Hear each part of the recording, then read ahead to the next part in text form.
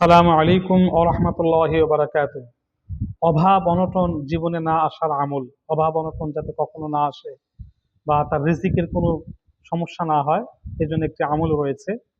যদি কোনো ব্যক্তি সুবহে সাদিকের পর, ফজরের নামাজের আগে, সুবহে সাদিকের পর অর্থাৎ ফজরের ওয়াক্ত হওয়ার পর থেকে নিয়ে সে ফজরের নামাজের আগে তার ঘরের ডান দিকে চার কোণায় প্রথমে ডান দিকে ক্যাবলামুখী হয়ে দাঁড়াবে, দাঁড়িয়ে 10 বার ইয়া রাজ্জাকু ইয়া রাজ্জাকু ইয়া রাজ্জাকু পাঠ করবে।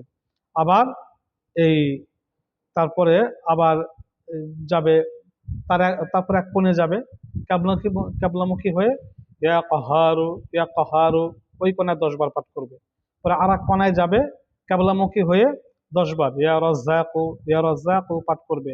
পরে আর এক কোণায় যাবে, ওই কোণায় গিয়ে সে ক্যাবলামুখী হয়ে 10 বার ইয়া কাহারু ইয়া কাহারু ইয়া রাজ্জাকু ইয়া রাজ্জাকু ইয়া রাজ্জাকু পাঠ করবে।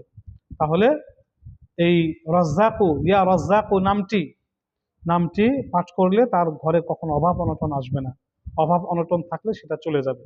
আবারও বলছি যে ফজরের নামাজের ওয়াক্ত হওয়ার পর থেকে ফজরের নামাজের আগে ঘরের চার কোণা আগে ডান কোণায় ক্যাবলামুখী হয়ে 10 বার ইয়া রাজ্জাকু, আবার আরেক কোণায় গিয়ে 10 বার ক্যাবলামুখী হয়ে ইয়া রাজ্জাকু, আবার আরেক কোণায় গিয়ে ক্যাবলামুখী হয়ে 10 বার ইয়া রাজ্জাকু, আবার আরেক কোণায় গিয়ে ক্যাবলামুখী হয়ে 10 বার ইয়া রাজ্জাকু। চার কোণায় এইভাবে ইয়া রাজ্জাকু 10 বার পড়বে। ইনশাআল্লাহ সে কোনো অবস্থাতেই দারিদ্র হবে না, তার অভাব অনটন কখন আসবে না। অভাব অনটন না আসার আমল আল্লাহ পাকের নামে তাসির রয়েছে, অবশ্যই এটা কার্যকরী আমল।